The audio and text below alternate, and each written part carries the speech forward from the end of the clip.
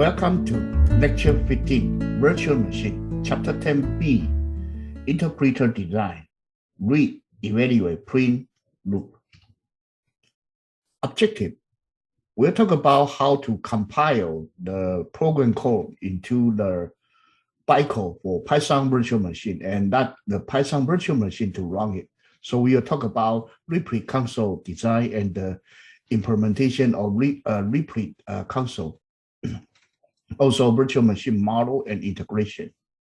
Let's review our interpreter talk so far. So basically, you may receive certain language, say 3 plus 5 times 2. And then you have the lexical analyzer, and then you have the parser. It builds you a tree.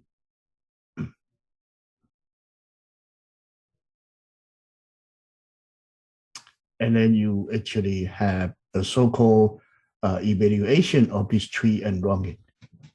So this is one pass, okay? So you can design the recursive descent parser for it.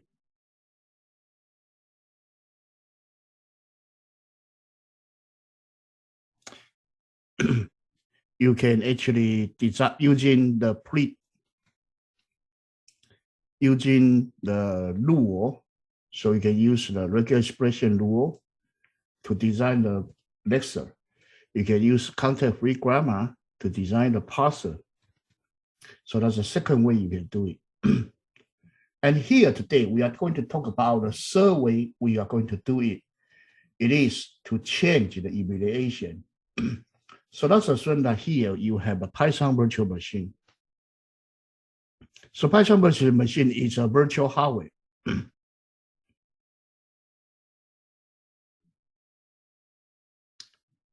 So you basically compile the whole Python code into certain bytecode. And you allow the bytecode to run on the Python virtual machine. So that's what we are going to talk about today, the so-called virtual machine model.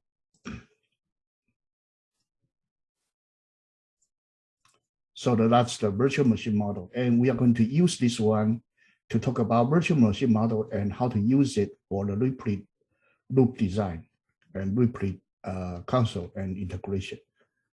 So first, let's talk about Python virtual machine. So we have already heard about the Java virtual machine, and Python also has a virtual machine. So it's Python an interpreted language.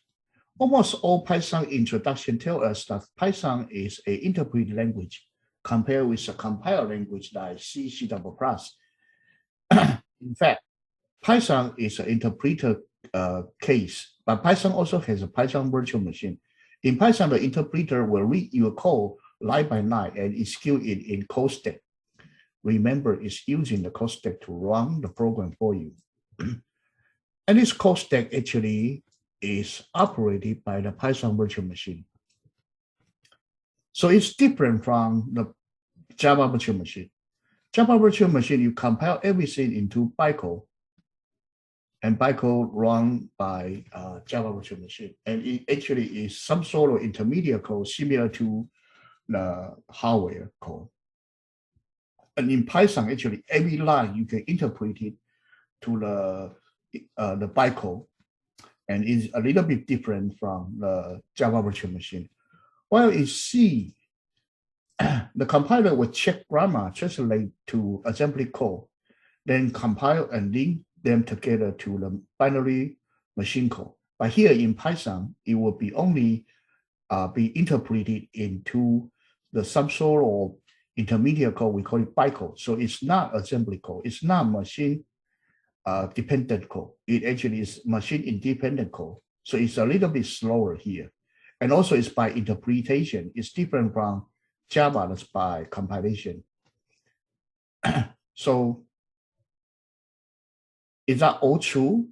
If Python is interpreted line by line, how it will be executed?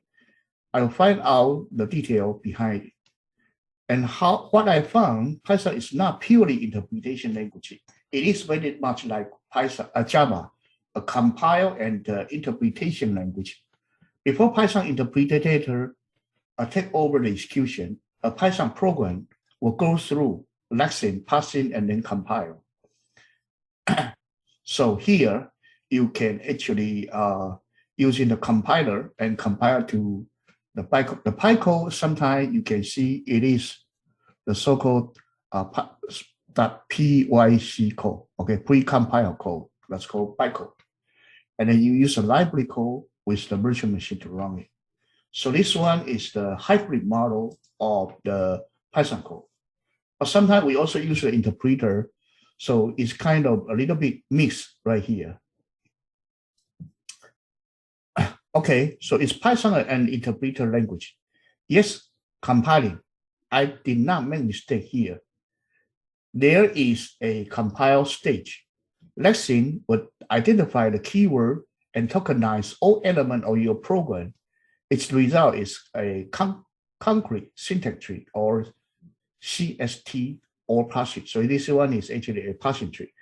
Next, parser will check the sequence order and grammar to see if there's any statement break the rule, and return a simpler abstract syntax tree or syntax tree. Finally, compiler will transform the syntax tree to Python bytecode. So this one is actually very much like a compiler. The compiled bytecode will be cached in the .pyc file.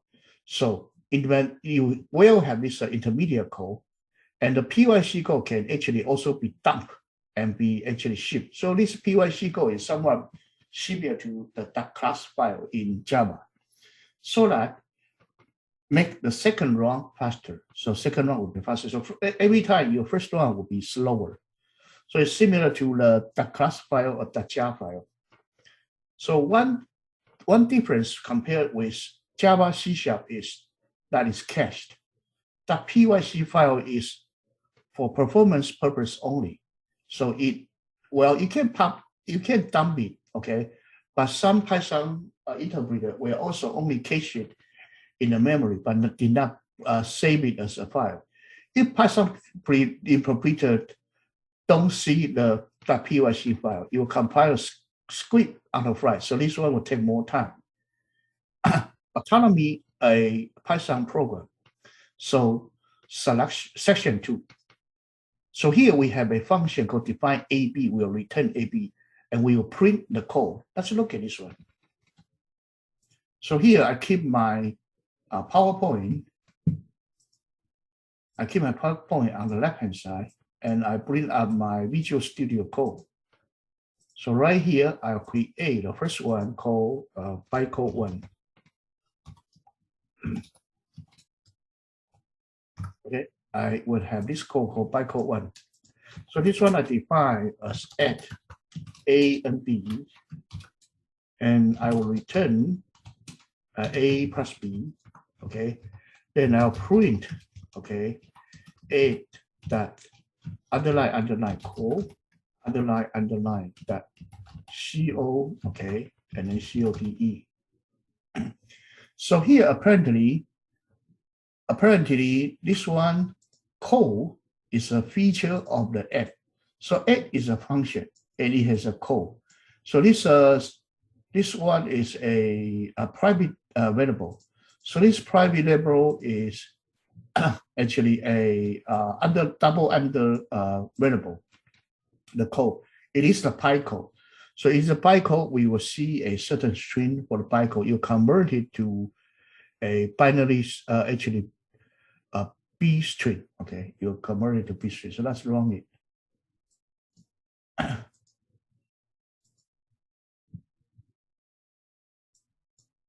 So you convert it to a B string. Okay, B actually is a binary string, a row string. Okay, so you actually will see there's a vertical bar, and then hexadecimal 00, hexadecimal 1, hexadecimal 17, okay, hexadecimal 00, and then there is a S, okay, S and then S0. So let's look at what this one is.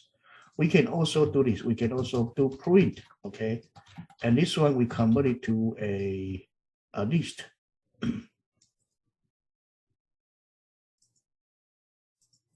So when we convert it to a list, this one actually, this is a vertical bar. So 0, 1, 0, 0 actually is one character.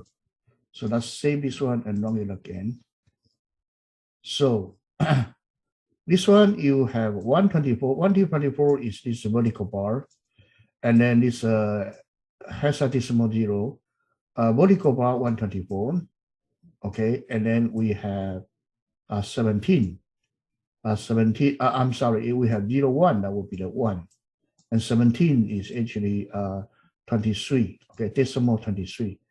And then we have a 0, 0, and we have a capital S, and we have a 0. Okay, so that's what this code is.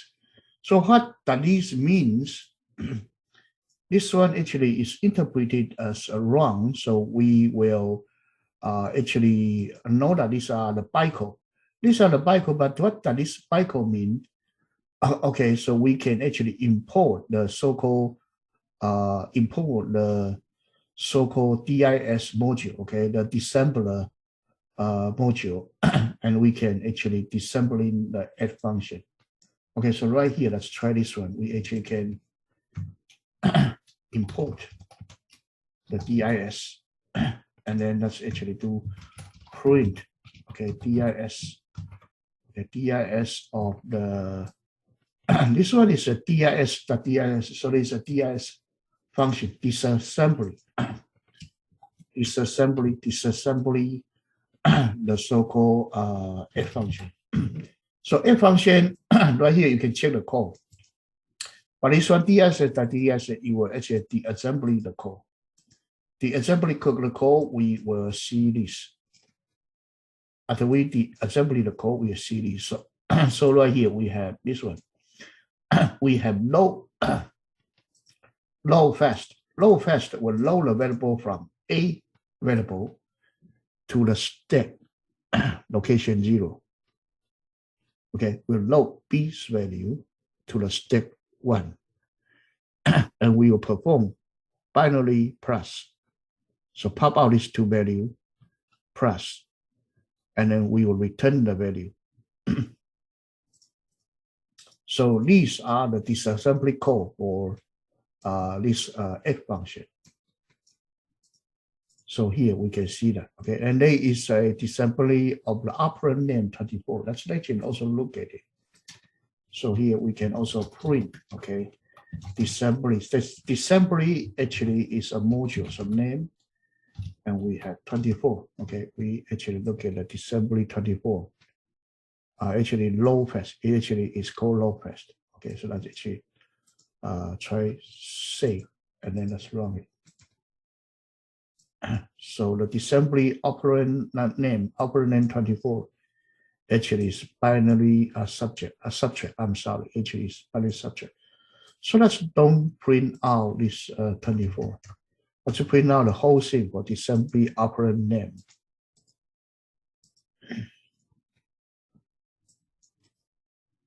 So here you have 0, pop top, root 2, okay, and then actually root 2, root 3, duplicate top, okay, and then unary negation, unary not, 13, 14, okay, binary subject, binary, this whole thing. So there are so many different things. So as you can see, they are 255, 244, 254. So here are the numbers. So upcode 0, nothing. Upcode 1 is pop top. Upcode 2 actually is root 2. Upcode 3 is called root 3. Upcode 4 would be duplicate top. Okay. Upcode 6 actually no code. Upcode 7 no code. So actually this one, as you can see, this upcode totally there are 8 byte upcode, totally 255 different code. These are the different operator upcodes. So these are the upcodes for Python virtual machine.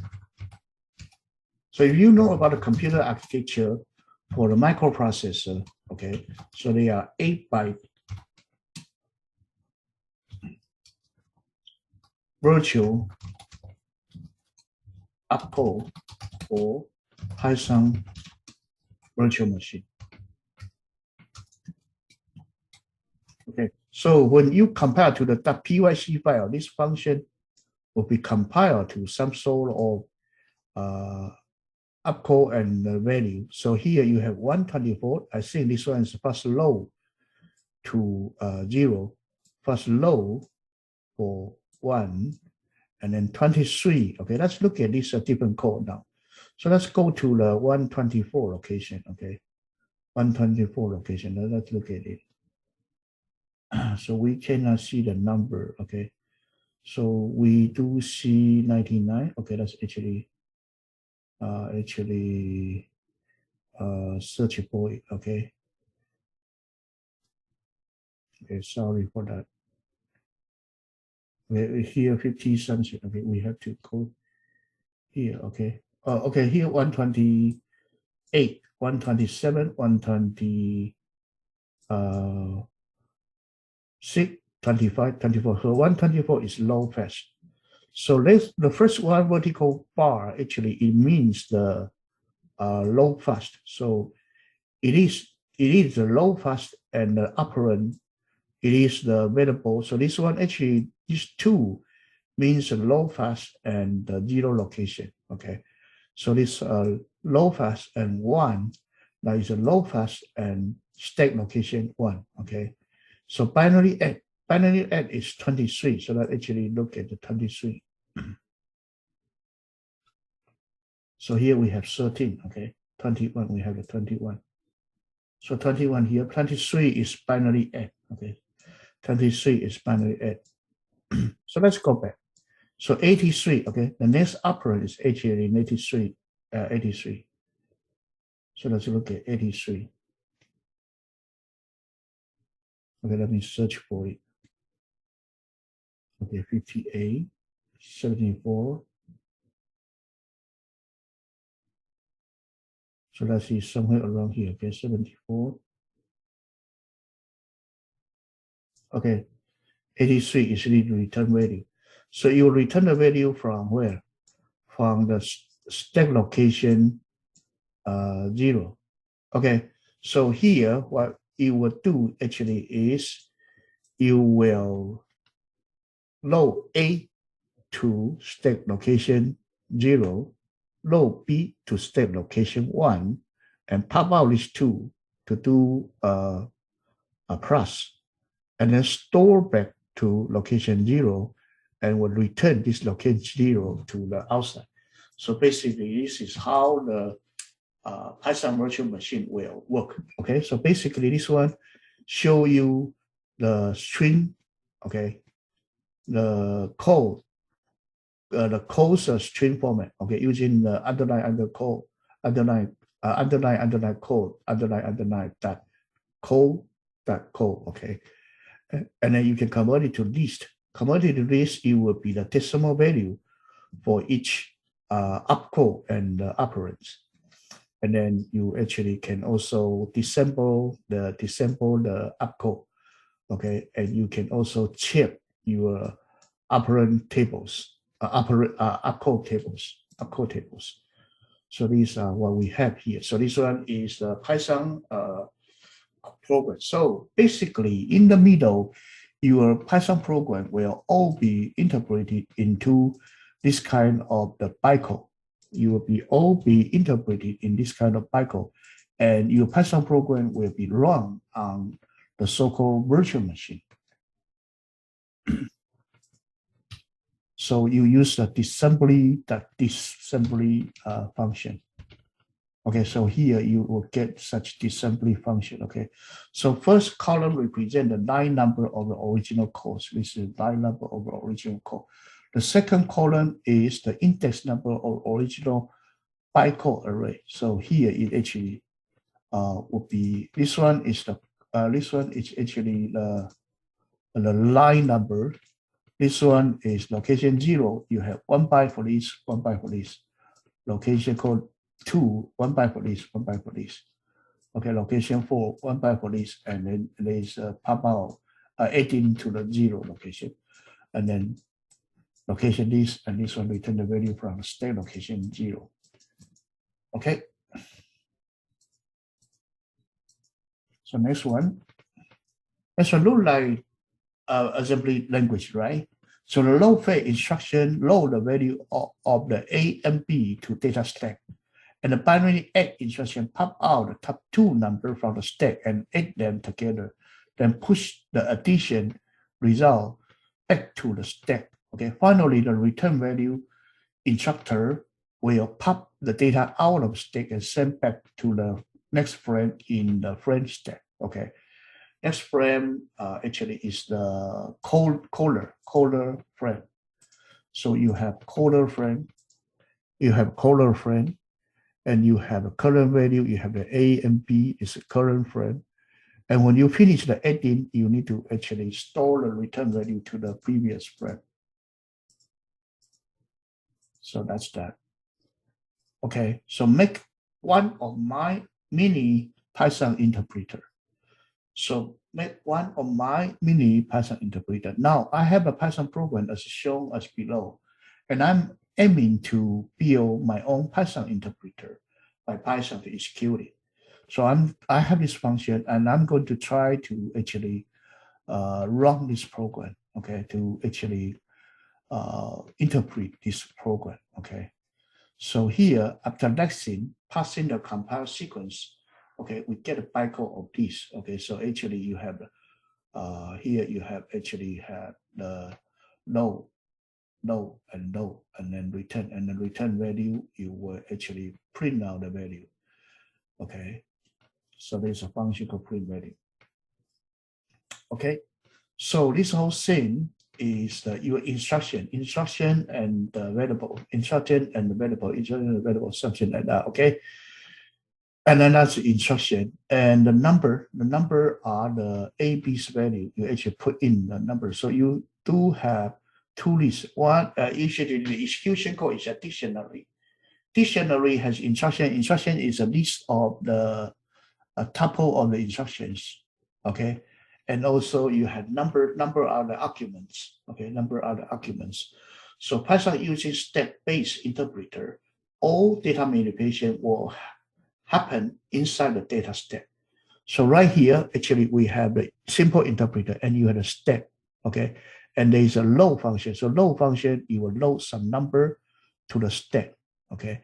And load fast. So print value, you will actually pop out a value and then assign it to answer, and you print the answer, okay.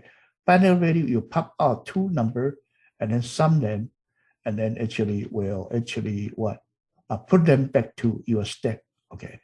And then run code actually will look at what to execute, okay. What to execute will be a certain dictionary, and the dictionary will find the instruction that's what you are going to execute, and then get the parameter list that actually are numbers for each step. So each step is one instruction. Under instruction, you get the instruction and argument. Okay, argument is the state location. Okay, so if you load fast, and then you will actually get the numbers, and then the argument. So that actually is the location of that numbers, and you are going to assign it to the number, and then you will actually store them to the stack. Okay, so if in binary add, you will actually pop out 2 numbers from the stack and add them, and it actually is a print, and you will actually print the value. So this AG interpreter, AGPY interpreter is mimic the function of the Python virtual machine. So basically, by doing this one, you will be able to run it. Okay, so let's look at our code. So let's look at this code. Okay, let's look at this code. So let me go to this the directory. So let me open to the chapter lecture 15, and then here we have this Byte run. Okay, so right here I will see. Okay, now here let me actually go up to one level, find a different directory. Okay, so let me look at let's look at here. Okay, so that is directory. So right here we have this simple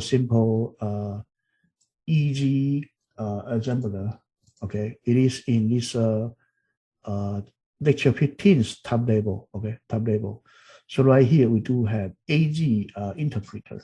So this one is a simple Python version of the virtual machine, and then the execution code. So basically, when you convert your Python program to such execution code, this AG interpreter will be able to run it for you. Okay, will be able to run it for you. So that's actually run it. Okay, so you simply will get a trail. Okay, so you can load your program and then actually interpret it, and then actually will be able to run it. Now the question is how you convert your Python program to this execution code. Okay, so let's continue. Okay. So there's a question like how we actually can convert our Python program into that execution code, bytecode. Okay. So here we actually know that I ignore the return value instruction implementation because it involves frame operation. And the above tiny interpreter involve only data stack. Okay. In real Python interpreter, there are 3 types of stack. It works together. Okay. It actually including the code stack, block stack, and also data stack. So here we simplify it. Only has a data stack. Okay. Block stack is where Python store the operator like if, for, or while loops. Okay. So a block stack is using to store the block label. Okay. To store the block label. So that actually is block label. Code stack is storing the coding context. Okay. So the code frames. And data stack is actually the temporary data AB. Okay. So we have a code stack. So we have a code stack. We have a frame 2. Frame 2, we have block stack of for and if. Okay.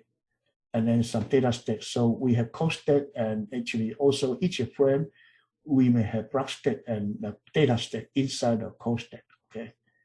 So that's the real Python interpreter stack. Right here we only have the data stack. Okay.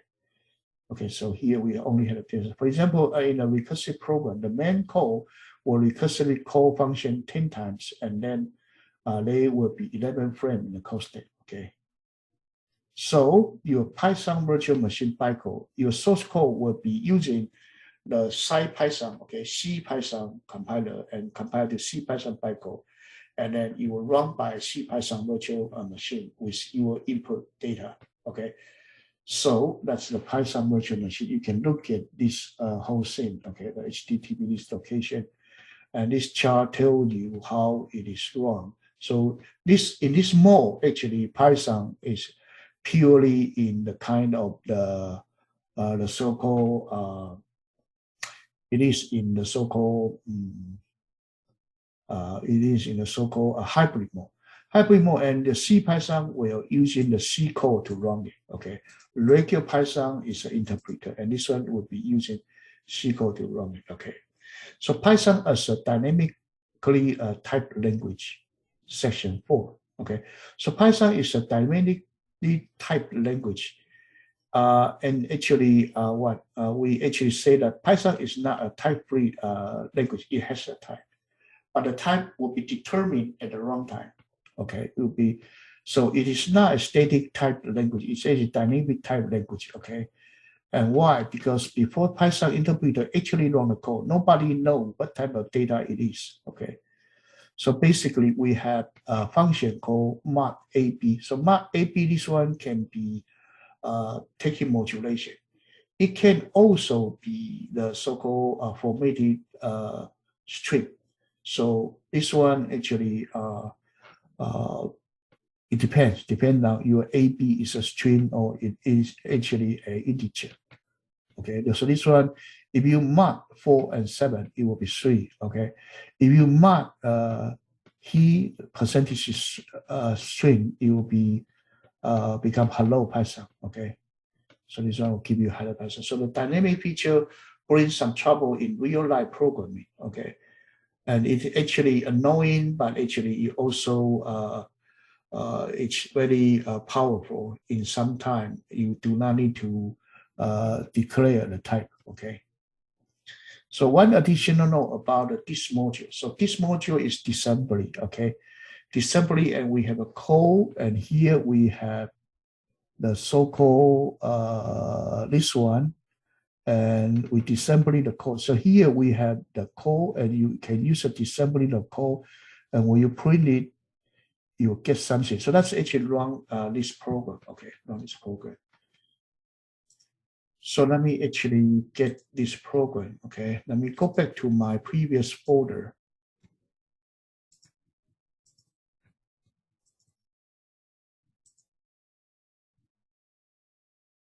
Okay, right here, let me create a different program. So this program, let me call it Bytecode2.py. Okay, so this one, let me actually import DIS. Okay, import DIS. So DIS is a disassembly module. So I import that. So now I would have a code. Okay, so that I would have a code. So my code is actually equals code. Okay, code is a string. So you do define, okay, at A and B, okay, A and B. Okay, this is a string, so we will return A plus B, and then we will add, okay, 5, 7, okay, so that actually is my co-order function, okay, co-order function.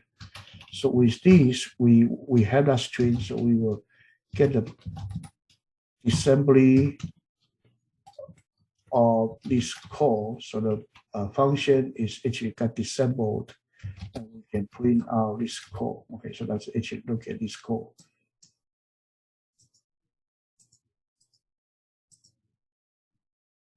And it's the disassembly code. We actually will have a function call. Okay, so that is actually creating a function. Okay, that actually creating a function, and you will also run to load the data. Okay, so this one is the real Python code. Okay, real Python code, including the operator and also the opcode. Okay, opcode, and also the arguments. Okay, and also the arguments. So this is a little bit more complicated than the previous version. Okay, so that is what we will have. Okay, that was what we. So with this module, you can dig into the Python detail, say what is the difference between the disk comprehension and traditional loop. So here you can go and look at the difference. Okay. So here you can look into the difference.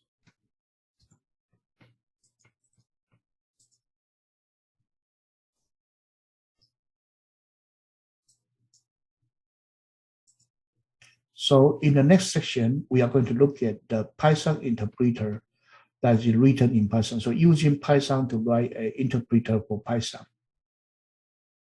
Section 5, a Python interpreter written in Python. We talk about the Python virtual machine. So you have a Python virtual machine, and you can write a Python interpreter.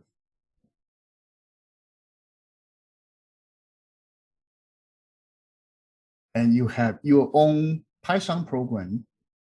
So your Python program being translated by the Python interpreter into the opcodes, Python opcodes, then it can be run on Python virtual machine, Python virtual machine.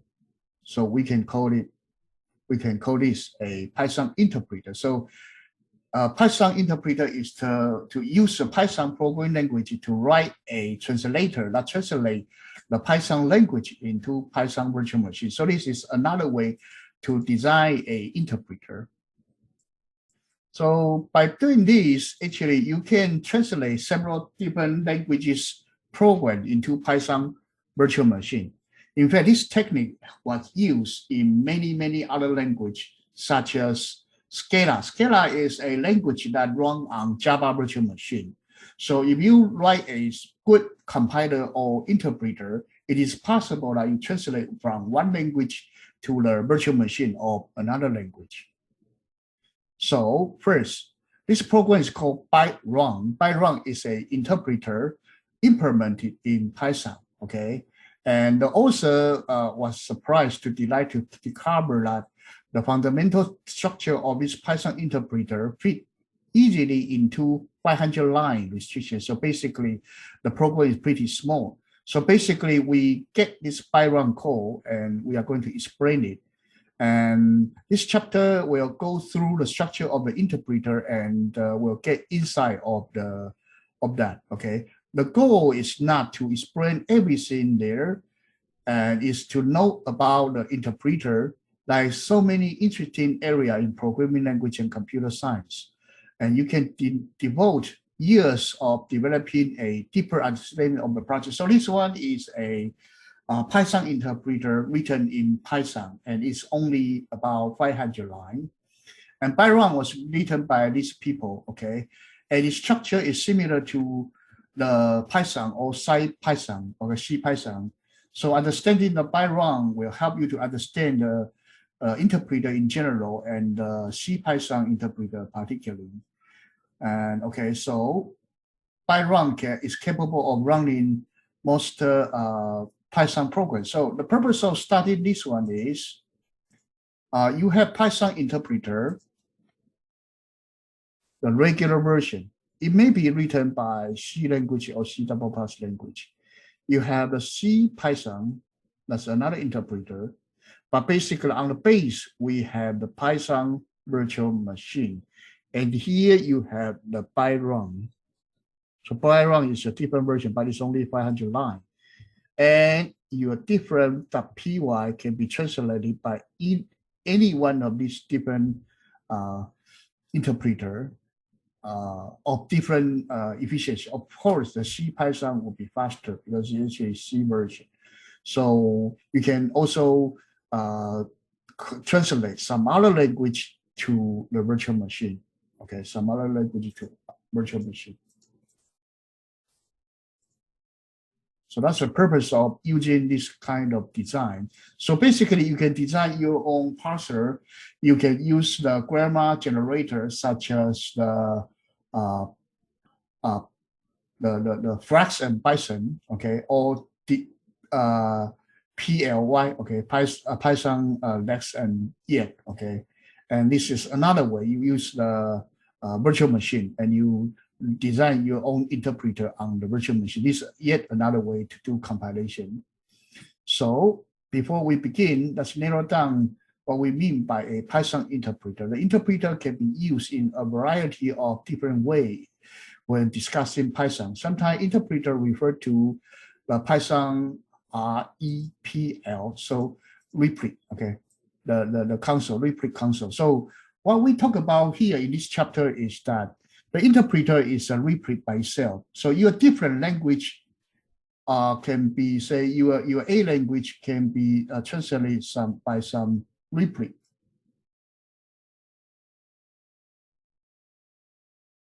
Okay, and replete console, and then go on to the Python virtual machine. So you may be surprised that in this chapter, our chapter name is replete, but we never write any replete code. That's because this replete actually is the interpreter design. And we are talking about the replete design on top of Python virtual machine. So if you are able to design a Python interpreter such as Byte code, and you can translate the PY, it is a replete, and you can run it on the PVM. The same technique you can use to design other replete of different languages.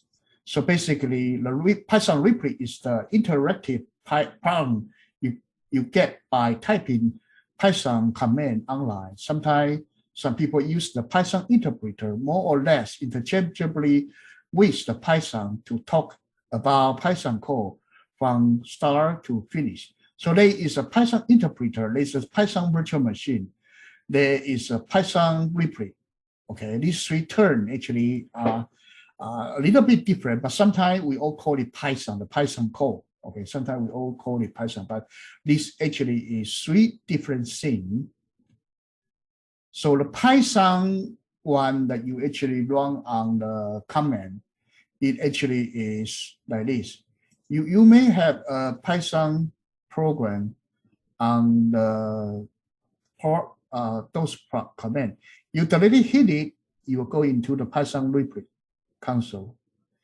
If you have a Python and then you actually run certain .py code, it will actually call the interpreter and run the virtual machine. And you can also run the setup.py or some other program that will bring up the whole compiler, and maybe some of them will call the Python pre-compiler library and also run on Python virtual machine. So Python actually can be run in different mode, in REPL mode, or you can run on the compiler mode or interpreter nodes. There are several modes that you can use the Python interpreter. So you may be surprised to hear that compiling is a step in executing Python code at all. Python is often called as interpreted language like Ruby, Perl, okay, and to a compile language, actually as opposed to the compile language like C or Rust. However, this terminology isn't as precise as C. Most interpreted language, including Python, do involve compilation step. So basically, you can call the Python as the hybrid language, but it is not as hybrid as Java. Okay, it actually also has some feature of interpreter, because it do give you the so-called Python REPL console. So we can look at Python in different way. As we will see later in the chapter, Python compiler has much less information about the behavior of the program, such as C compiler does. So Byte is a Python interpreter written in Python. This may strike you as odd, but it's no more odd than writing C compiler in C language. Okay. Instead, the widely used C compiler GCC is written in C. Okay, that's nothing surprising. So writing a Python interpreter in Python has both advantage and disadvantage. The biggest disadvantage is speed. Okay, so Python will be slower than C Python. Okay, C Python is written in C language. However, Python has designed originally as a learning exercise. Also, another purpose is that you can use the Byte as the template to design the compiler for other one as a good prototyping tool. A biggest advantage of using Python is that we can more easily implement just the interpreter, not the rest of the Python runtime environment, particularly the object system. And that object system would be in the Python virtual machine. So, for example, Python 4 back to real Python when it needs to create a class. Another advantage of Byte is easy to understand, so you can look at the code pretty simple. Particularly, it's written in high-level language that many people find easy to read. Okay, so that's easy to read. So, section 6, building an interpreter. So before we start to look at the code of the Byte, we need some high-level context on the structure of an interpreter. How does Python interpreter work? Python interpreter is a virtual machine. We talk about it, and in previous section we talk about what are the so-called opcode and the stack. Okay, so it has the stack and opcode. So the meaning is that it actually tries to emulate a physical computer, but not exactly. It actually is a computing machine that we call it a virtual machine, and it is a stack machine. It manipulates several stacks.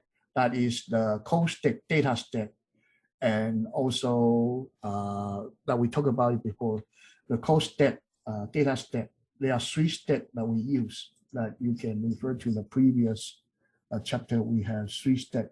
We have the block stack, data stack, and code stack. Okay, 3 different stacks that we actually use. Okay, so there are different stacks. The Python interpreter is a bytecode interpreter. Its input instruction set called bytecode. Okay, so when you write Python, the lexer, parser, and compiler generate the code object for the interpreter to operate on. Each code object contains a set of instructions to be executed. So the target code is a set of instructions to be executed. So you will execute that. Okay, you execute that. Now, those are bytecode. Okay, so bytecode is an intermediate representation of the Python code. Okay. So basically, to make this concrete, we start with a minimal interpreter. The interpreter can only add numbers, so we have a low add two number and print answer. So we got this one. So here, these are the code to be executed. We showed you before for this tiny interpreter.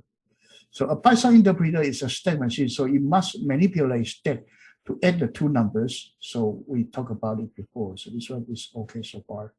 So basically, you load the first number to state, and then second number, and then pop these two out, plus together, and it is stored to the state, and then you print, okay, and then you can print. So this, we know the low value from the state low fast. Okay, we actually look at that code before. Okay, this portion we actually know about it already. So this portion we just actually skip. So the easy interpreter we talk about, this version is not too much harder than that. So we still have a stack, and we have a low value, print value, and add two value. Okay, and actually there's a state machine. So this one, okay, we can just continue. So run code actually it's actually get the what to execute and then run it. So this one similar to the AG code. Okay, so we just continue. So a state machine, to test this out, we can create a instance of the object and then call the run code. So basically we create a interpreter object and then that run code is run the code, and the code segment we got previously that actually is in the kind of the combination we have here. Okay, this is the run code. Okay, so this one so far okay, we actually know about it and we have run it before.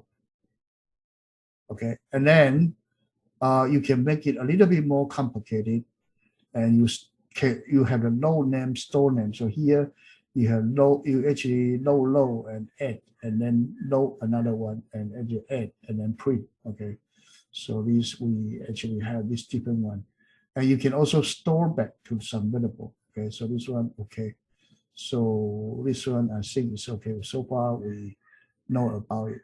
So our new implementation is below. Keep track of what name are bound to what value. Okay, so this portion, okay.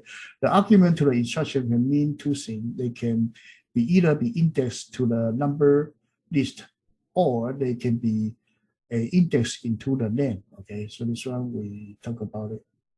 So here we have another version of the interpreter. This one including the low name, store name, low value, okay, and then print value, okay. This different operator, and we can have the pass the argument. So here, and then pass the argument, and then you actually can run each instruction. So this one similar, this one called interpreter number 2. So let's look at, okay, even with 5 instructions, the run code method start to get tedious. If we keep this structure, we need a branch of the if statement. So we may need if statement. How here we can make a use of Python's dynamic lookup. We always define a method called FOO full and to execute the instruction called full. So we can use Python get attribute function to look up the method on the fly instead of using the big statement. Okay, so we actually use the get attribute and run the instruction. This technique we talked about it before, so we actually have that. Okay, so here this one is the interpreter number 2. Your low value, store value, and low value, and then add value. Okay, so this one we tried it before. They are available and they are numbers. Okay, they are available. Name is usually IDs. So this is a program. Okay, a program. So this one actually is to run this one. run this one. This one is the function, and this function will be compiled to this structure.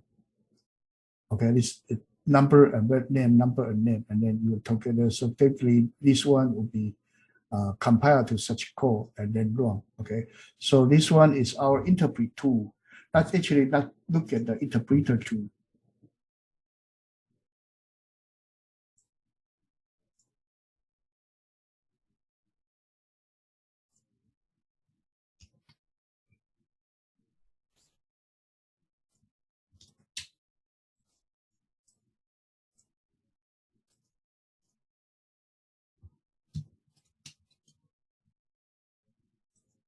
So I'm going to go to the sample code in the chapter. So I'm going to open the folder. Okay, go to the sample code, lecture 15. I'm sorry, it should be here. Okay, let's select the folder. So the interpreter is similar to AG interpreter. It only working on the circle low value and print value and add value. So let's look at this one called interpreter number 2. So this interpreter number 2 has an interpreter that actually can handle the variable, low name, store name, low value, and print answer and add to value. So basically, we have a program. The program is actually the following. You can print SKU and then print this section. So this is the purpose of the function. You print this one. And in fact, this one will be compiled to such is to be SKU code. Okay, and this data structure being passed to the interpreters. But the compiler function, we do not have it. So we just put it in this executable code that included instruction and number and the variable. Variable means the ID. Variable means the ID. So you basically load 0. Load 0 is actually load 1 to the stack. Okay, and store to the A, okay, store to A to the name, and then low 1 that actually is the 2, actually 2, that's the number 1, okay, and then store to the variable B, okay, that actually store to the B, okay, and then you low name, low A and low B, okay, and then you add the 2 number and then finally print out. So this is the what we will get. Okay, so this one is actually from it.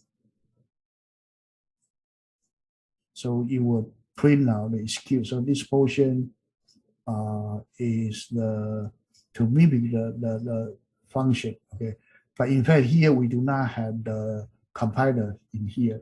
It's just an interpreter of this executable code. That's just the interpreter of the executable code. So next one, we are going to talk about the real Python bytecode. Is the full version. Is way bigger here. Section 7, real Python bytecode. Before going into this section, I would like to introduce one book, and that's very important. Here you can see, okay, right here. Here online you can find this link. There's an inside Python virtual machine. So this book is very interesting. It has many information that you will need in more detail. And there's also a book PDF that you can download from the internet. So please look at this book if you are interested in knowing about the detail of the Python virtual machine and how it works, how to send the bytecode to make the virtual machine work. Okay, so here we are writing an interpreter in order to load it onto the virtual machine to run. So you must know about the virtual machine first before we continue to design some interpreter. So that's the first step you actually can look at. So real Python bytecode, at this point, we we will abandon our toy instruction set and switch to the Python bytecode. And this Python bytecode is the real Python virtual machine. So you would have the code stack and the block stack and the data stack, the three stack structure. So we will no longer use the experimental virtual machine. So the structure of the bytecode is similar to our toy interpreter's verbose instruction set. It said that it will use 1 byte instead of long name to identify each instruction. So you will use the opcode. Okay, opcode we have already discussed it. It's a 8-bit 1 byte operation instruction. Okay, so we talk about it. To understand this structure, we will talk about bytecode of short function. So this is short function, and you will be compiled to such bytecode. We talk about it already. You can check it by your program using the con is a conditional function, the function name that underline code underline that co underline code. Okay, so this one is the code you see, and you can make it this one we talked about it before, and the opcode and the data opcode the data we talked about it already. And real Python bytecode, when we just print the bytecode, it looks like it's unintelligible. All we can tell is that it's a series of bytes. Okay, it is okay. Look at the bytecode. You can use the up name from the this. You will be able to see the opcode's name. Okay, we already show you how to do it. So this is a bytecode disassembler. Okay, so it's a disassembler, DIS. Disassembler take a low-level code written for a machine and assemble it back to the code. So it actually will print it in a human readable way. So this will actually make it to such kind of the human readable code. So you will have the opcode and the stack associated with it, or data associated with it. So this one we know, and the position of that operator. Okay, so that is the bytecode. What does this all this means? Okay, we already talked about it. So this one we can bypass it. It actually has a no constant, no fast. Okay, those kind of things we talk about it. So here we can have this up name 100, that is low constant. This up name 125, that's a store fast. Okay, this one we talk about it already. Is opcode number is 100. You buy this one. This the up name. So up name is the a list of the string name of each opcode. So the second and third byte, okay, 0 argument to the low constant, okay, and the fifth and sixth byte 00 argument to store fast. Okay, this one we talked about it before. It's just like in our toy example, low constant need to know where to find its constant to load. Store fast need to find the name to store.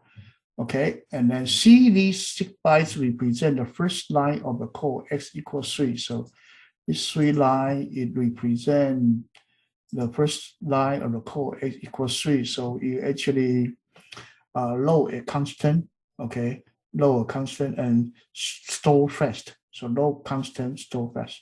So these are the code we see.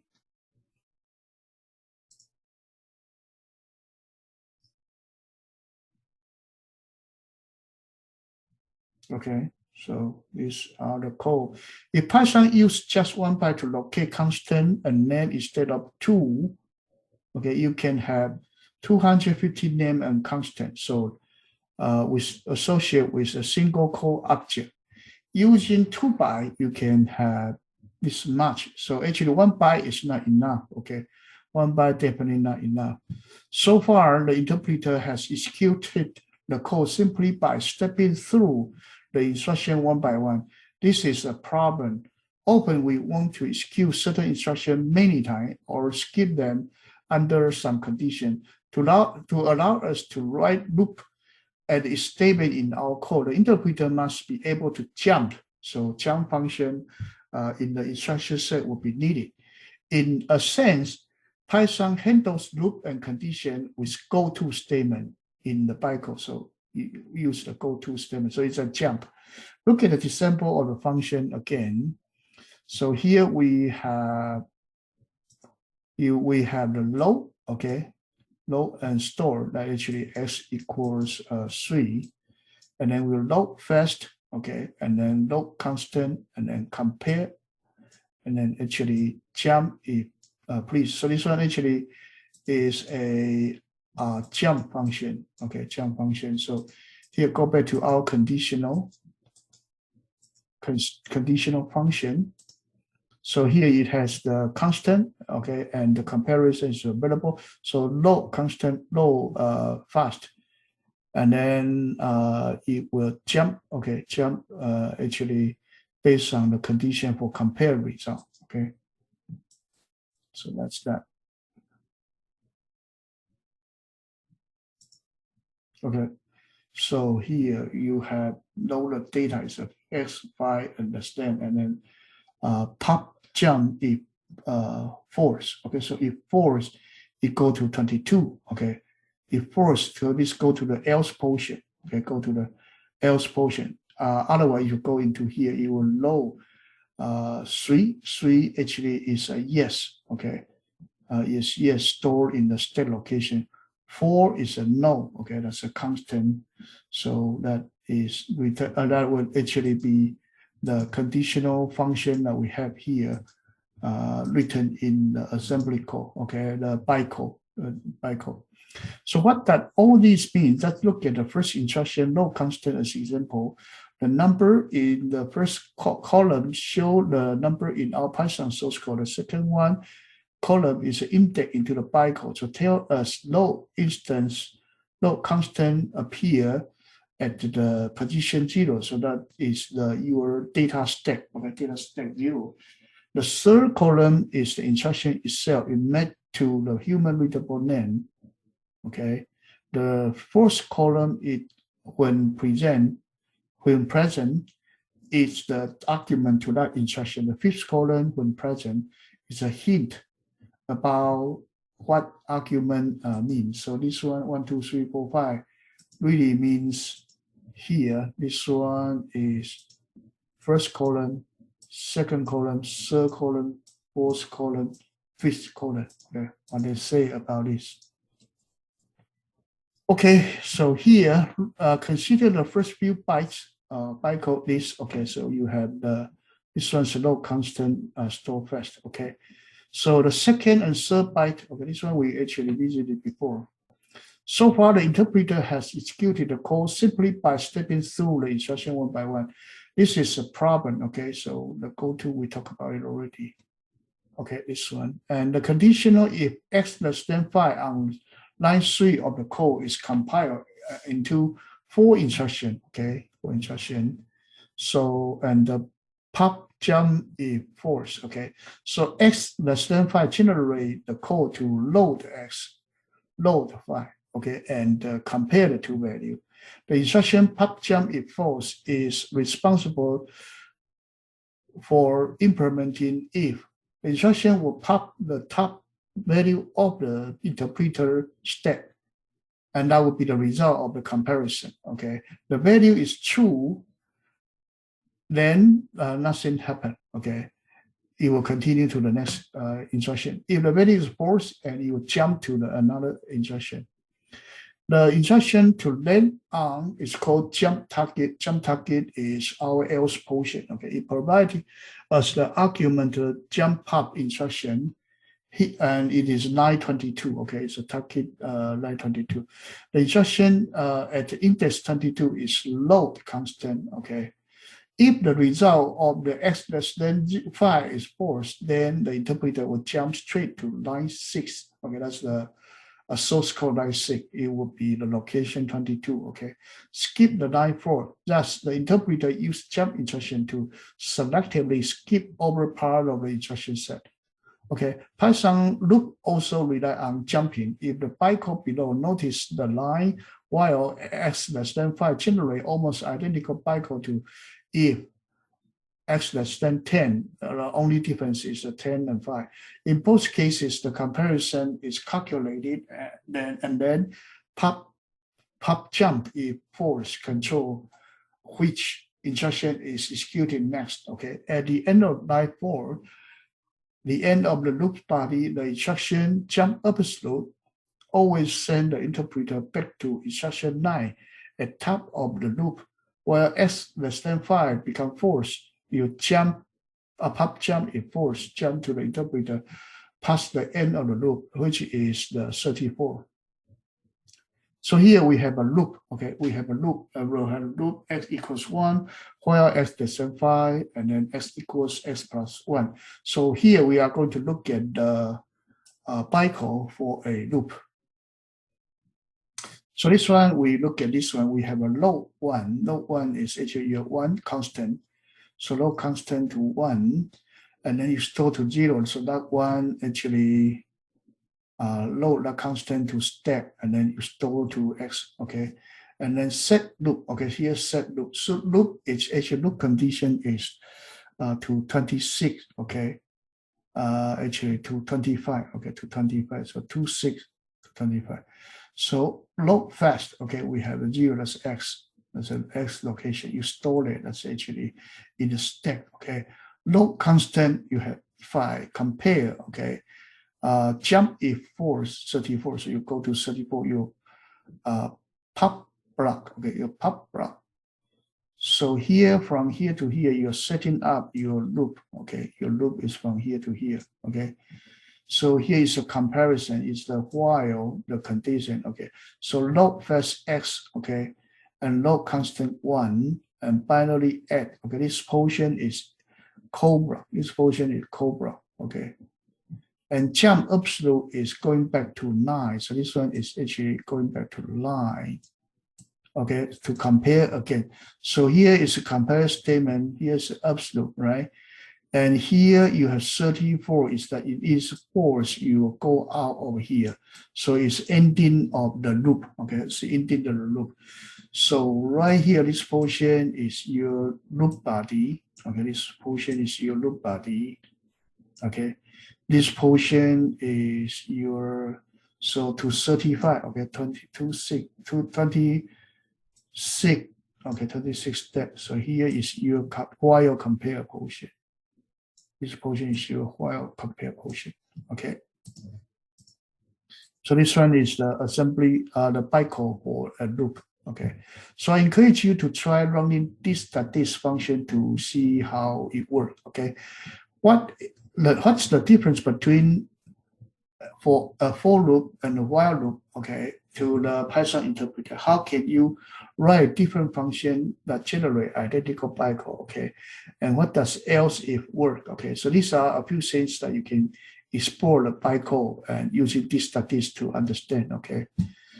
Okay, next one is friend. So friend, so far we have learned Python virtual machine is step machine, okay? So step and it steps and jumps through the instruction, pushing and the popping value on and off stack.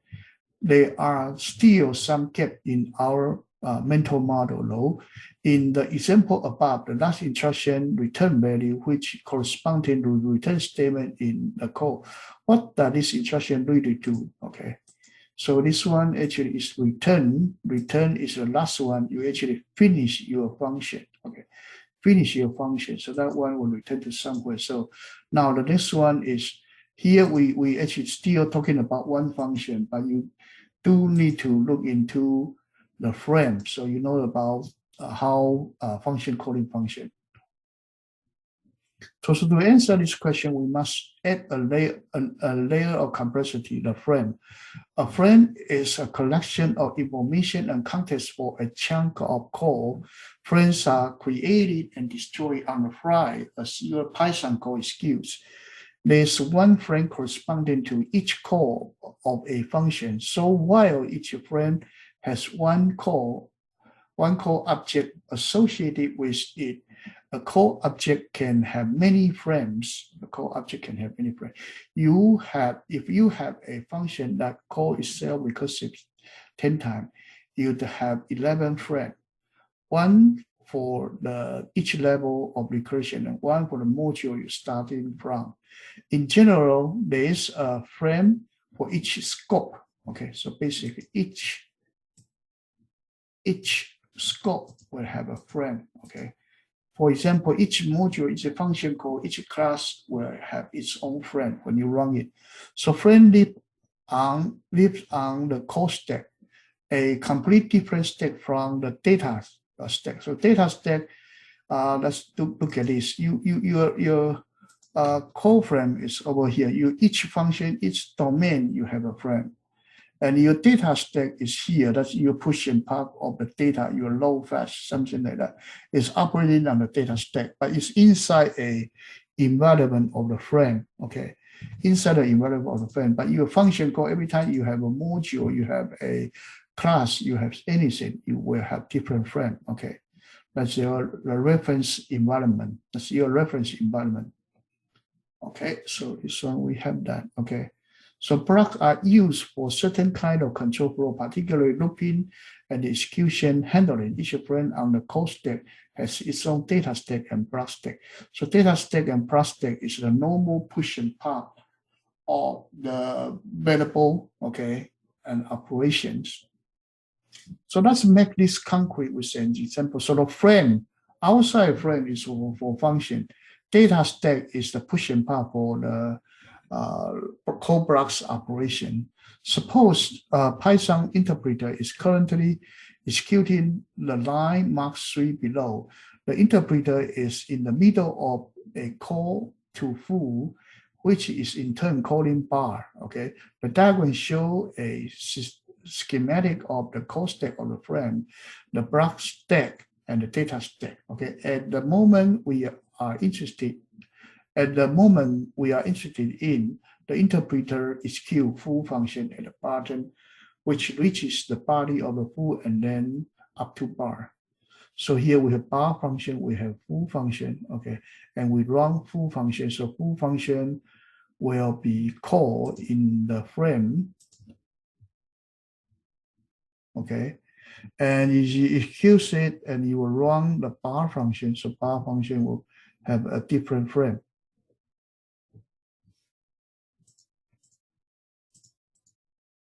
Okay, so code stack, you have a code stack. Code stack, actually, the main function is your module. Then you call your full frame and you call your bar function. And each frame has a block stack and a data stack. And overall, you have a system code stack for different functions installed all in the stack. So at this point, the interpreter in the middle of call to bar, okay, there are 3 frames on the code stack, one for the module level, one for the function foo, and one for bar.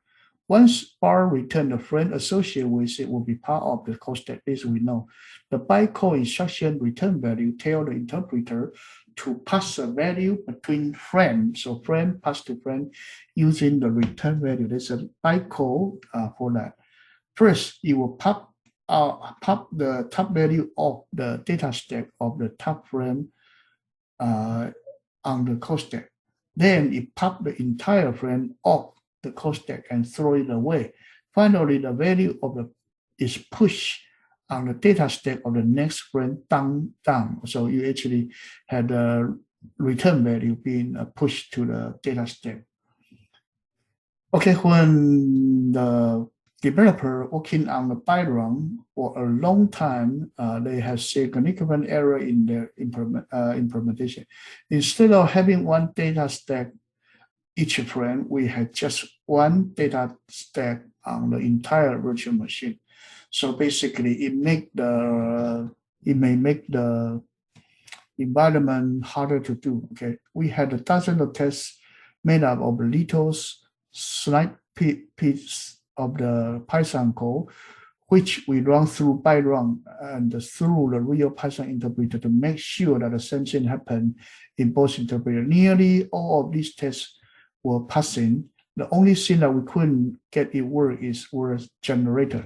Finally, reading the SciPython code more carefully, realized the mistake, and moving a data stack to each frame. So actually, this is the developer's experience. Okay, looking back to this bug, I am amazed at how little Python rely on each frame having different data stack. Nearly all operations in the Python interpreter carefully clean up the data stack. Okay, every time you finish, you pop out. Okay, so the fact that the friends were sharing the same stack does not matter. Okay, whether you need that stack or not doesn't matter. You do not need to have one single stack. In the example above, when bar finish execution, leave its data stack empty.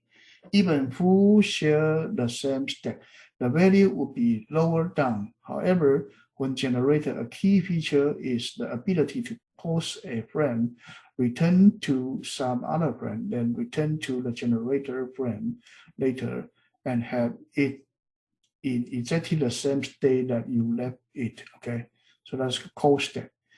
This portion a little bit technical, but I personally believe you do not need to trace down to the topic. Okay, basically you just need to know about the code, and that will be enough. Session 9. Okay, session 9. Let's continue. So now we have enough context about Python interpreter to begin to examine the Byte run. Okay, so here let's actually look at the Byte run code. So right here I close it. I'm going to use this one. I'm going to open the folder. So please download the lecture 15's project. So here we actually used to call the EG interpreter 1 and 2. Now you choose the Byte run, okay, Byte run project. So you will have a friend.py, function.py, and virtual machine.py. So let's look at the virtual machine.py. That's a virtual machine class. This is a virtual machine, and we also have a friend class. We also have function class. Okay, so today we are going to go over this different one to look at how Byte run work. And Byte run is to run the virtual machine. So here,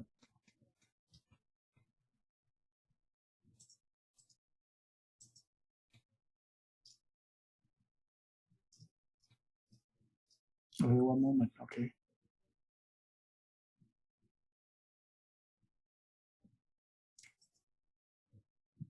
So here we have a virtual machine class. We manage the high-level structure, particularly the code stack of the frame and the mapping of instruction to operation. This is more complex version of the interpreter code above. Okay, and the frame class. Each frame instance have one core object and manage a few others necessary bits of the state, particularly the global and local namespace and the reference to calling frame and the bytecode instruction executed. So you kind of need to have a return direction. So let's look at the frame first. Okay, so frame, you have the object code, okay, and your global variable, your local variable, your previous frame. So basically, let's look at the frame structure. So you have these, you have previous frame, so current frame, you need to have a pointer to the previous frame, okay? And you have some your own data stack, okay, your own data stack, and you have some local variable and global variable area, okay? And then previous frame, you have built-in frame, okay, built-in is the base. We actually know that we have the built-in, okay, and the global, okay, and actually also, so it actually is local, okay, enclosure, okay, and then global and built-in, the scope, okay, the scope, you remember the rules. So here actually, you also need to remember the last instruction, where should you return to when return address. Okay, you also need to remember your return address when to go back to your call. Okay, so your block stack and data stack. Okay, so your frame basically is just a view list. Okay, so that one is your frame class. Okay, so we also have a function class. Okay, function class which is used in place of the real Python code. Okay, so we calling the function create a new frame. Okay, so function class is put into the function.py. Okay, so it has a few basic object. Okay, a few basic object name. Okay, and each functions a default, global, local, dictionary. Okay, every function has its own dictionary and duck. Okay, these are the variable we know. Okay, and then you can make code. Okay, you can make code. So here you have function, and we also have this virtual machine class with a virtual machine. Okay, and the virtual machine and operating different block. Okay. So there are several operator and different execution code. Okay, different opcode. So this one is our virtual machine. Okay, that's the virtual machine. So let's look at it. Okay, this one actually is the virtual machine. Okay, so you download this 15 and there's a virtual machine. Okay, so this whole thing is like that. Okay, and let's go back. Okay, these are 4 classes we have. Okay.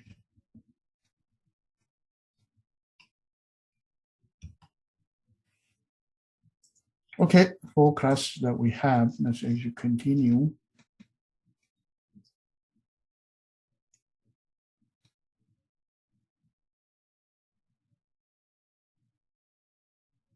Okay, so we finished. We had 4 classes. Okay, 4 classes. So now next one we have this. We have the 4 classes. So only one instance of virtual machine will be created each time, and the program is run because we only have one Python interpreter.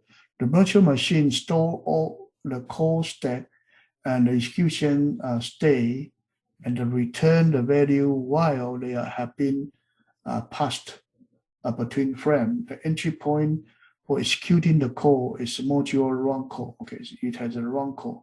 You run the code. It take compile a code object as argument. Okay, it start by setting up and running the frame. Okay, a frame create other frame, and the code stack will grow and swing as when your program is executed. Okay, when the first frame eventually run, the execution run out. Okay, run out, return. The first frame eventually return. That means your execution is finished. Okay, so here we have this virtual machine code. You have a run code that will run certain code. Okay, compile code, you will run it. So this virtual machine is responsible for running the virtual machine. Okay. So next we will write the friend object. A friend object is a collection of attributes with no methods. So basically this one just a few attributes. So it's a friend. It's a friend, just like your code friend in your regular language. So your function code will create a friend. Okay. To create a friend. So this one is just a collection of data. It useful friend. So here we have a friend operation into the, we will add a friend manipulation to virtual machine. There are 3 helper functions to it. Create a friend, okay, create a new friend, and push and pop friend to the friend stack. Okay, so virtual machine has the control to the friend. Virtual machine has the control to the friend. So friend is only a data structure. And your virtual machine here, you have store name. Okay, you have the operation, and you also have the push block, call block. Okay, you have run frame, push frame. So you have function, you have push, you have you have push frame, you have pop frame, and you also have make frame. These are 3 calls. So you run your call and you make the frame starting from the root level, okay, and start to run that frame, and you make different frame and push and pop, push and pop, push and pop, okay, on your frame. Okay, so that's a frame class, and then you have this make frame, push frame, pop frame, and run frame, okay. So function, the function class, the implementation of function object is somewhat tricky.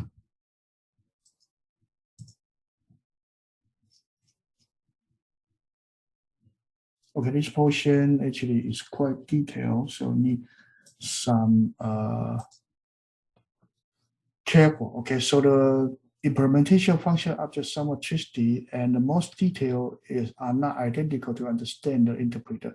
The important thing to notice is that calling the function, actually the call method, okay, create a frame.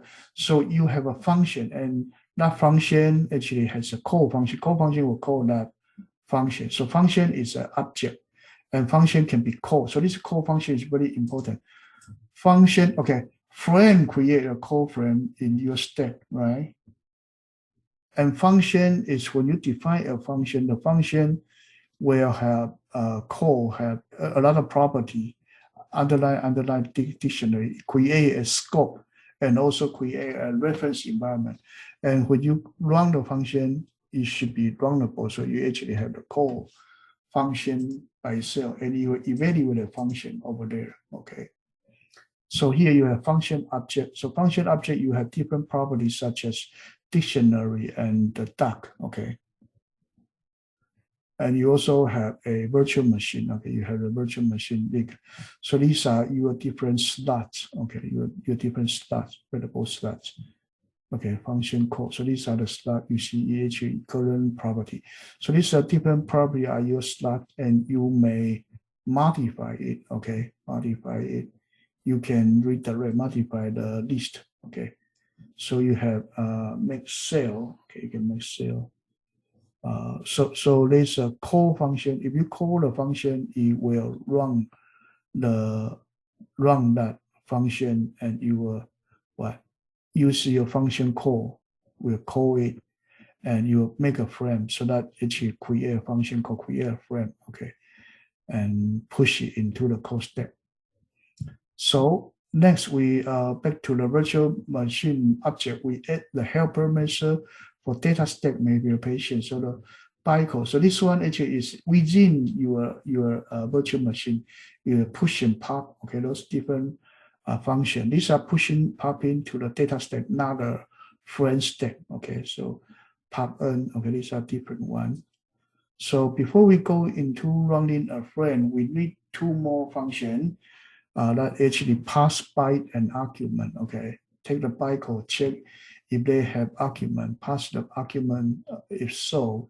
This method update the frame's attributes of last instruction, a reference to the last instruction executed. A single instruction is 1 byte long if it doesn't have an argument, and 3 bytes if it has an argument, 2 bytes for the argument. The meaning of the argument to each instruction depend on the instruction, okay? So that would be the machine code, and you're wrong, okay? For example, if we mention pop jump if false, that would be the target location. PO list, it's the number of the element in the list. No constant, it will be indexed to the list of constant. Some instructions use simple number as their argument. For others, virtual machine had to do a little work to discover what the argument means. The disk module in the standard library exposes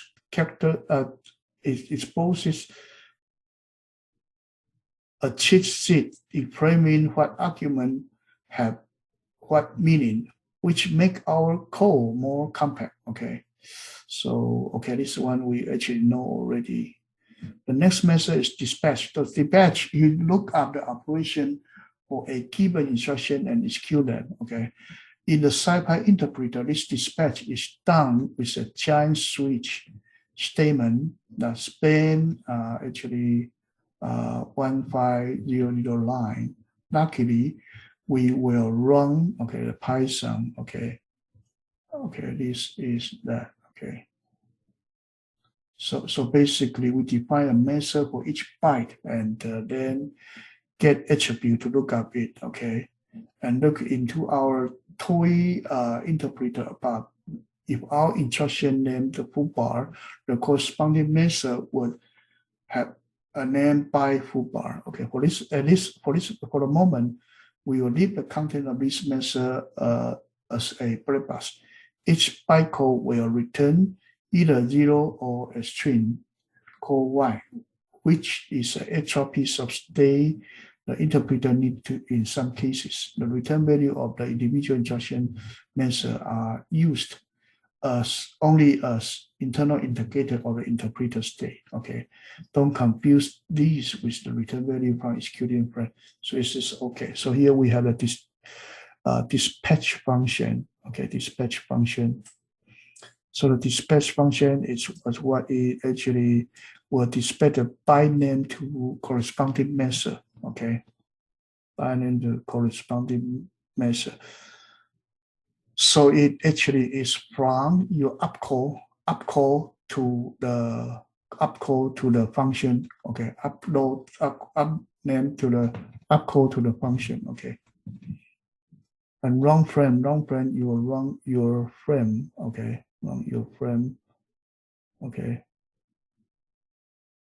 And here, actually the block class. We implement the method of each bytecode instruction. We briefly describe block. So block is actually flow control, such as if then else or while loop. You will have a block. Block is not a function, but it still is a scope. It is still a scope. So for example, in a loop, special iterator object remain on the stack while the loop is running, but it is part of when it is finished. So the interpreter must keep track of whether the loop is continuing or finished.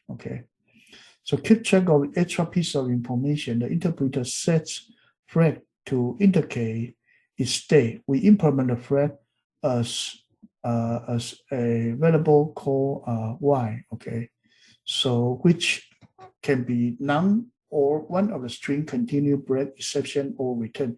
This indicates what kind of manipulation of the block state and data state should happen. To return to the iterator example, if the type of the block state is a loop block, and the y call is continue, the iterator object should remain on the data state. But if y call is break, it should pop up.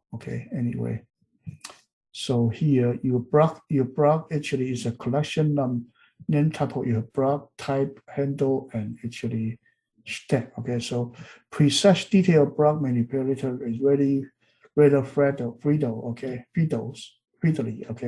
And we won't spend more time on this. Anyway, this one is block just handling the local block. So you have push block, pop block. Block is using the block stack. Block stack is a domain. It's a domain in your function or in your current code. Usually it's used for the for your loop. For your loop for the block. And the instruction is the upcall. So you have a low constant pop up. It's your upcall would match the function and run. Match the function. So this is a bi-label executing. So this one is a virtual machine. This virtual machine is mimicking the virtual machine of a real Python virtual machine. So this one is not real, but you actually mimic the function of each upcall. So you have this different binary code operator you work on. So that is your bytecode. So byte means that your virtual machine executable code is like this. But in reality, your virtual machine for Python, they will have their own bytecode that we talked about it before. Here it's just make your virtual machine can be executing, okay, can be executing. So, okay, so that actually is the virtual machine, okay. So dynamic typing, what the compiler doesn't know, okay. One thing you have probably heard of the Python is a dynamic language, okay, it's a dynamic type. The work we have done to this point shed some light on the description, okay. One of the things dynamic means the content is that of a lot of work is done at the wrong time. So that's actually called dynamic typing, okay, dynamic scope, dynamic something. A lot of things is done in a wrong time. So these are just some discussion. We will later look at how the code would do, okay. So we saw earlier that Python compiler does not have much information about what the code actually does, okay. So something like in bytecode, okay, we'll see the variable and A and B loaded, okay, then the bytecode, okay, this. And then we have the module, we have this different code, okay, so this we have a module function, a tell module, okay, it will compute a modular, okay. Okay, not surprising. What happens if we code it with different argument? If we code it with different argument, it will create bytecode. Okay, so this one percentage code is a formatted string, but because we don't know about the data type, okay, until you run it, okay. So basically, it's dynamic typing, so the compiler doesn't know about the type before it runs. This is especially true for Python language, okay. So use the percentage sign to format a string, okay.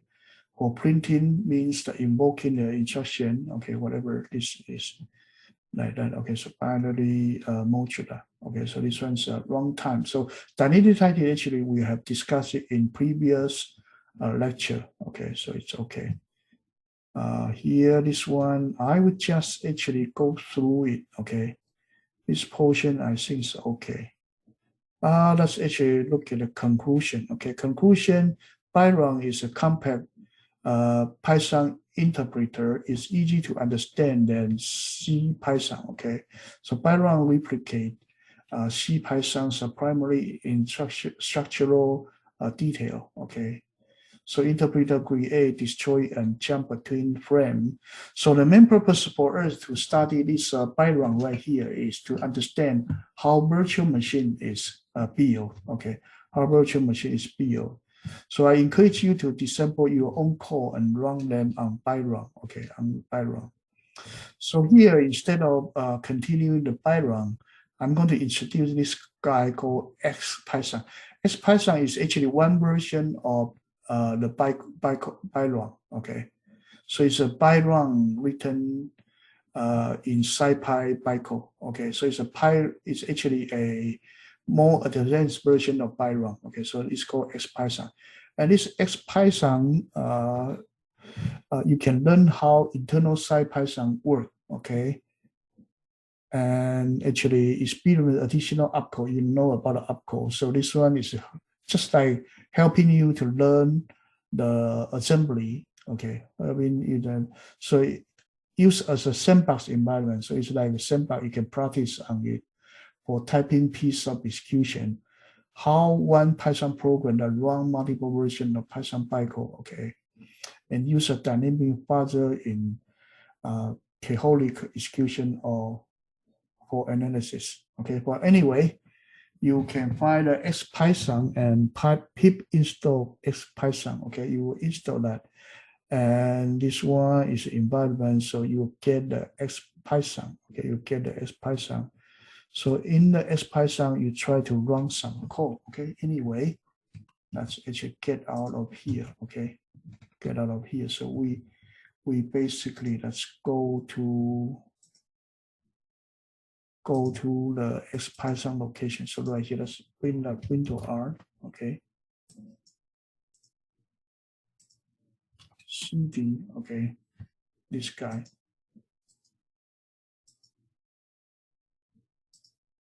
So look at here, we hit actually return. So here, let's call this guy called XPython. Okay, EH is not internal function. That's HC. Then let me try. Okay, one more time.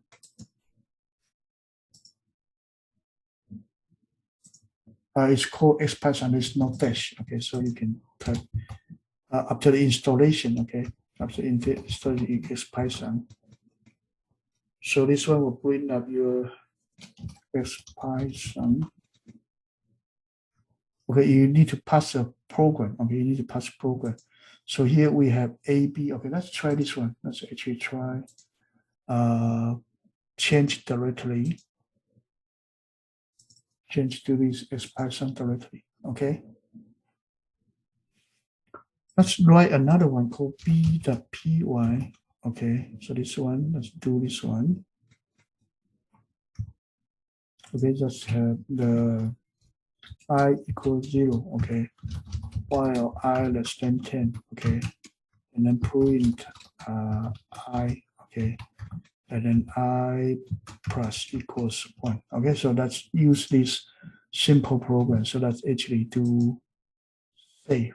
Okay, and we type XPython. Okay, b.py. Okay, you will get the result. So you see that it actually worked. The XPython do work. Okay, and what's good about XPython is you have the XPython -v. Okay, and you do b.py. You get all of the code. It's just like your assembly dump. Okay, it's just like your assembly dump. So you will see the machine code right away. That's good about what's good about the XPython. Okay, and XPython actually is a advanced version of the Byte that we talk about here. Okay, so instead of using the simple 500 line Byte, I do like you to install this XPython to look at how it works. Okay, and your regular Python may not be able to dump those kind of the code. So we actually have this guy called XPython. You can install, and then you can use it just like normal Python. Okay, use it just like normal, and you can also have the dump code, dump the virtual memory out. Okay, virtual memory version of the program out. Okay, the GCD version. You can have the GCD bytecode structure like this. Okay. Okay, this is the end of the chapter 10. Okay, so in this chapter, we introduce the idea of virtual machine. And virtual machine make the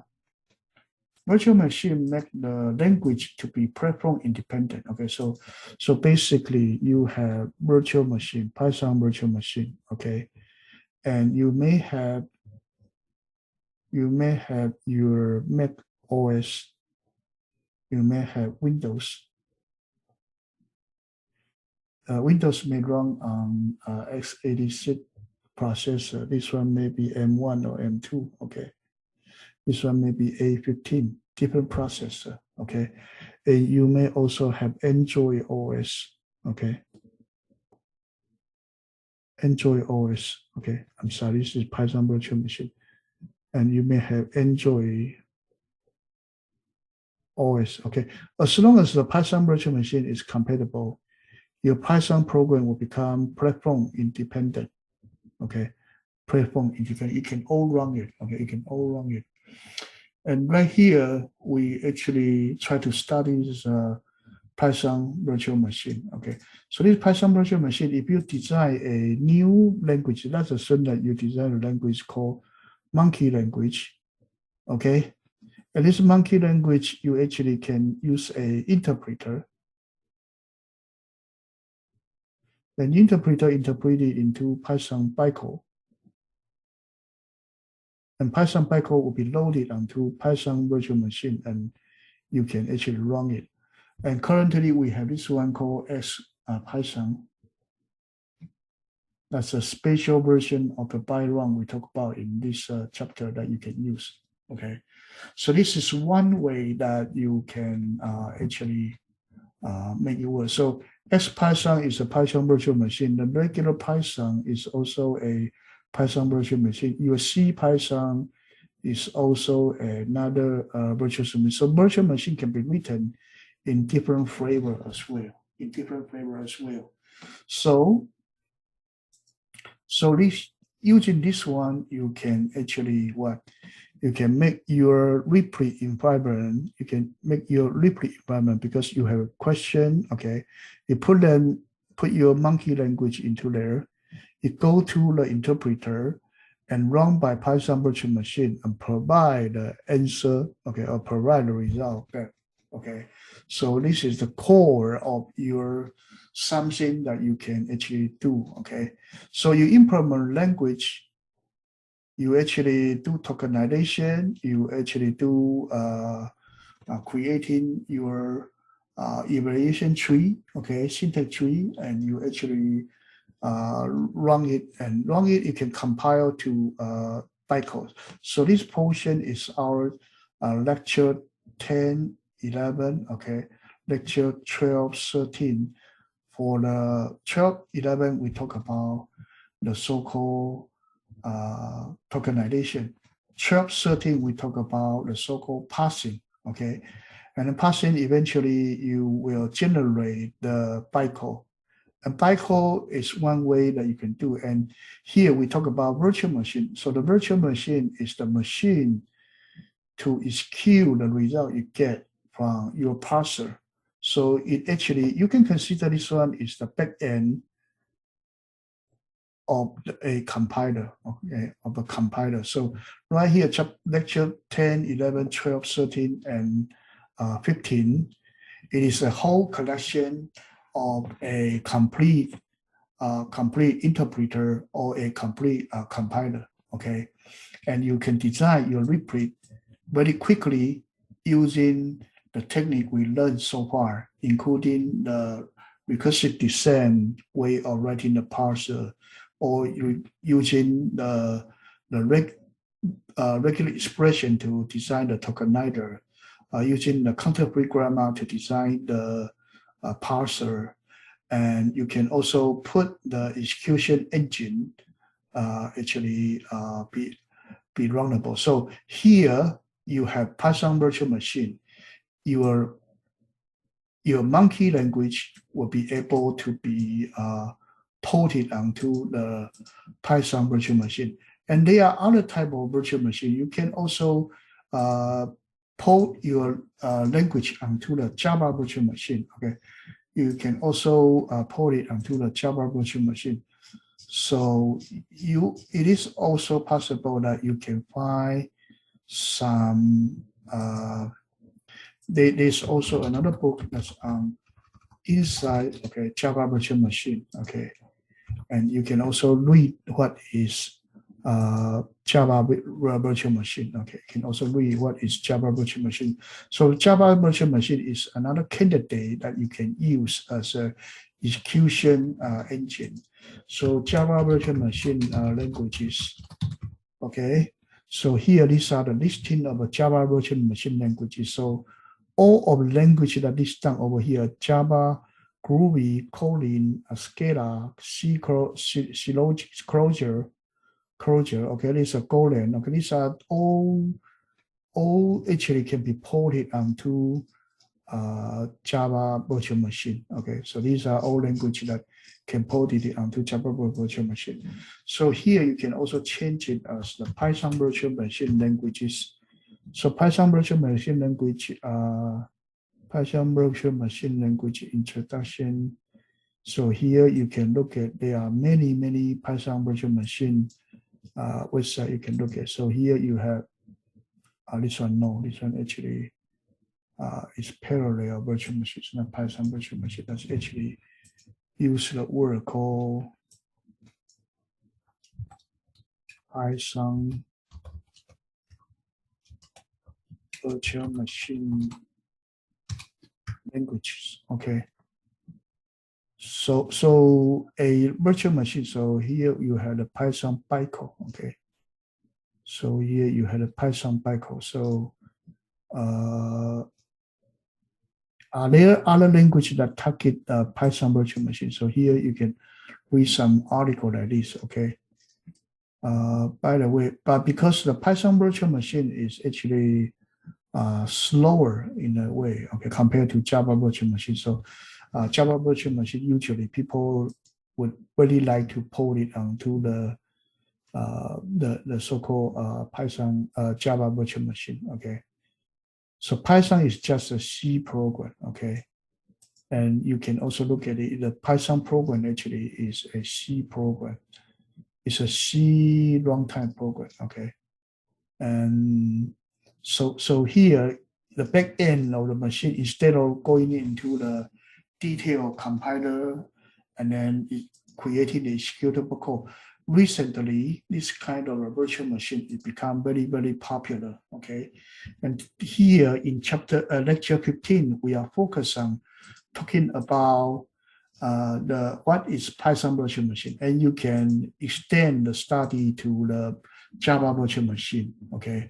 And you can design the different kind of the tokenizer, parser, and then target at either Python virtual machine or Java virtual machine or your instruction set on your target machine, so that will become executable. So there are quite many options that you can choose to make your program work.